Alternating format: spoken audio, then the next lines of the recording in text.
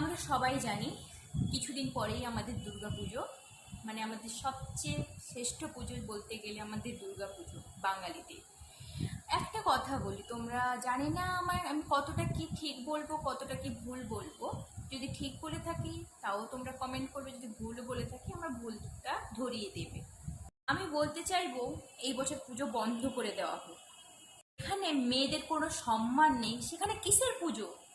আগে বিচার হোক, তারপরে মাকে নিয়ে আসা হবে।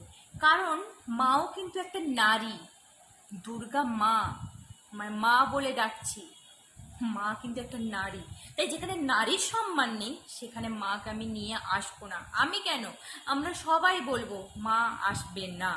আগে হবে পুজো করে যেখানে মেয়েরা ধর্ষণ হয়ে রাস্তায় পড়ে থাকে? এই পোড়া দেশে পুজো না হওয়াটাই উচিত। পুজো করার আগে তো মায়ের মানে কি বলবো, পুজো করার আগেই একটা মেয়ে, মানে যাকে আমরা মায়ের, যেমন দুর্গা মাকে আমরা যেমন সম্মান দিই, উনিও একটা মা, মেয়ে হলেও একটা মাতৃত্বর মধ্যে পড়ছে। হ্যাঁ, যেখানে মায়ের সম্মান নেই সেখানে আমরা মাকে এনে কি কি সম্মান দেব? উনিও একটা তো দুর্গা, একটা তো মা নাকি? আমি বলবো খুনিদের শাস্তি হোক, অবশ্যই মা আমাদের বাড়িতে আসবে। পুরো অল ইন্ডিয়া আমাদের দুর্গাপুজো হবেই হবে। আমরা সবাই চাইবো বিচার।